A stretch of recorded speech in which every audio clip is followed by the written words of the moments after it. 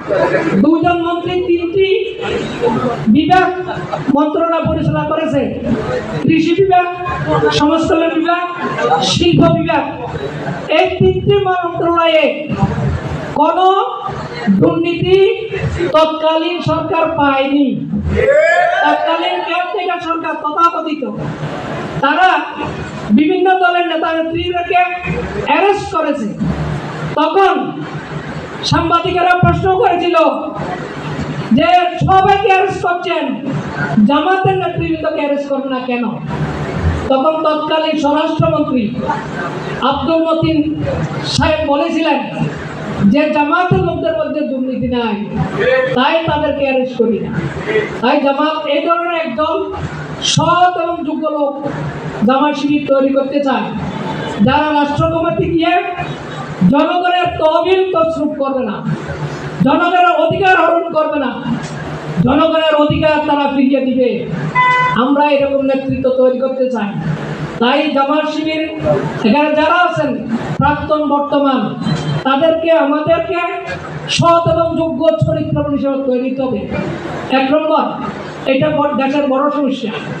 এই সমস্যার কারণে আজকে দেশ উন্নত হচ্ছে না। দ্বিতীয় সমস্যা হচ্ছে দেশের যে সম্পদের প্ল্যানিং, যথাযথ প্ল্যানিং নাই। এই সম্পদকে কিভাবে কাজে লাগাবে? তারা আছে লুটপাটের প্ল্যানিংয়ে, তারা আছে ডাকাতি প্ল্যানিংয়ে, তারা আছে দেশকে ভারতে তুলে দেওয়ার প্ল্যানিংয়ে। সুতরাং আমরা আজকে প্ল্যানিং নিতে হবে সম্পদকে কাজে লাগানোর জন্য। এই জন্য সরকারের আহ্বান করব। তৃতীয় সমস্যা দেশের হচ্ছে সম্পদের প্রপার ডিস্ট্রিবিউশন, অর্থাৎ সমভাবে সম্পদ বন্টন জনগণের মধ্যে। এই অভাব, এই তিনটি অভাবের কারণে আজকে বাংলাদেশ তলাবিহীন জুড়ি, আজকে বাংলাদেশের রাষ্ট্র শূন্য, আজকে বাংলাদেশের ব্যাংকগুলি শূন্য। তাই আমি আজকে আহ্বান করব আপনাদেরকে, আমরা দেশের সম্পদ হিসাবে নিজকে তৈরি করি। আগামী দিনে নির্বাচন হবে, আমরা দেখতে পাচ্ছি এই বিপ্লবের ফলে জনগণ বিএনপিকে বাদ দিয়ে, অন্য দলকে বাদ দিয়ে জামাতের প্রতি আকৃষ্ট হচ্ছে, ঠিক না বেটি? সুতরাং এইটাকে কাজে লাগাইতে হলে আমাদেরকে নেতৃত্বের যোগ্যতা অর্জন করতে হবে, আমাদেরকে চরিত্র অর্জন করতে হবে, আমাদেরকে আনন্দার হইতে হবে, আমাদেরকে হইতে হবে মানুষের অধিকার ক্ষেত্রে রক্ষক হইতে হবে। তাহলে এই দায়িত্ব পালিত হবে। জনগণ আমাদের কাছে এগিয়ে আসবে, জনগণ জামাত ইসলামীকে ক্ষমতা বসাবে। কোরআন যতক্ষণ ক্ষমতা বসবে না, সমাজ থেকে অন্যায়, অবিচার, লুটপাট দূর হবে না। জামাত ইসলামী সাহেব কোরআনকে ক্ষমতা বসাতে, যেমনি ভাবে রাসূল পাক সাল্লাল্লাহু আলাইহি ওয়াসাল্লাম মক্কার জমিনে, মদিনার জমিনে তিনি মদিনা সনদের মাধ্যমে কোরআনকে ক্ষমতা বসিয়ে একটা কল্যাণমূলক রাষ্ট্র পরিণত করেছিলেন। জামাত ইসলামী একটা কল্যাণমূলক রাষ্ট্র পরিণত করতে চায়।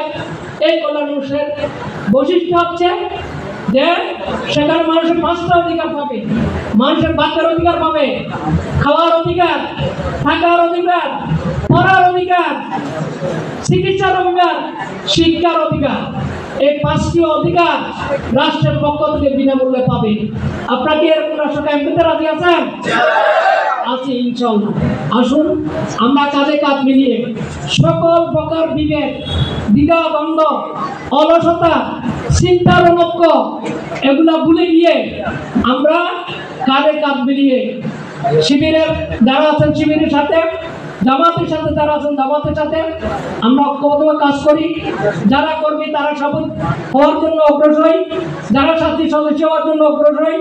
জামাতের যারা কর্মী এখনো সমর্থক হিসেবে আছেন, আপনারা এলাকার সাথে সংশ্লিষ্ট হয়ে সংগঠনের যোগদান করুন, সংগঠনের হাতে বায়াত গ্রহণ করুন। এর মাধ্যমে আমরা জান্নাতে যেতে চাই। আল্লাহ বলেন ওয়াসারিউ ইলা মাগফিরাতিন মির রাব্বিকুম ওয়া জান্নাতিন আরদুহা সামাওয়াতু ওয়াল আরদ উইদ্দাতুল মুত্তাকিন। তোমরা সেই পথে তীব্র গতিতে চলো, যে পথ আল্লাহর মাগফিরাত, যে পথ আকাশ এবং পৃথিবীর সমান প্রশস্ত হয়ে জান্নাতের দিকে চলে গেছে। উইদ্দাতুল মুত্তাকিন মোতাকিয়া তৈরি করেছেন। আসুন, আজান হয়ে গেছে, জামাত ইসলাম ইসলামী ছাত্র শিবির আমাদেরকে জান্নাত থেকে ডাকছে, জান্নাতের দিকে এগিয়ে যাওয়ার আহ্বান করছে। জান্নাতের পথ কঠিন এবং অত্যন্ত কঠোর, সুতরাং দুর্গম গিরিপথ ভাড়া দিয়ে আমরা জান্নাত থেকে অগ্রসর হব, এই আহ্বান জানিয়ে আমার বক্তব্য এখানে শেষ করছি। আল্লাহ হাফেজ। বাংলাদেশ জিন্দাবাদ, বাংলাদেশ জামাত ইসলামী জিন্দাবাদ, ইসলামী ছাত্র শিবির জিন্দাবাদ। আসসালামু আলাইকুম ওয়া রাহমাতুল্লাহি। আসসালামু আলাইকুম। আমি সভাপতি বক্তব্য নিয়ে বলছি।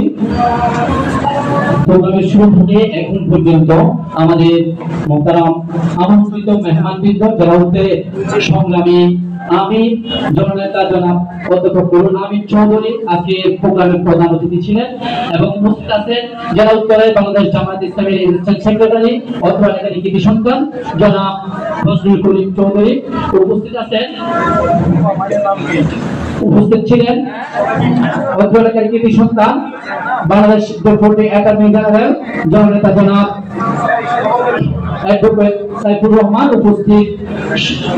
উপস্থিত যারা ছিলেন সম্মানিত আমন্ত্রিত অতিথি এবং আমার সামনে উপবিষ্ট সাবেক বর্তমান ভাইদের প্রতি আন্তরিক কৃতজ্ঞতা জানাচ্ছি। আপনারা প্রোগ্রামের শুরু থেকে এখন পর্যন্ত যে আন্তরিকতার সাথে ধৈর্য এবং কষ্ট সহকারে আপনাদের গুরুত্বপূর্ণ সময় আমাদের মাঝে বের করেছেন, মিশ্র উত্তরাংশ শাখার পক্ষ থেকে আপনাদের প্রতি আন্তরিক কৃতজ্ঞতা এবং অভিনন্দন জানাচ্ছি।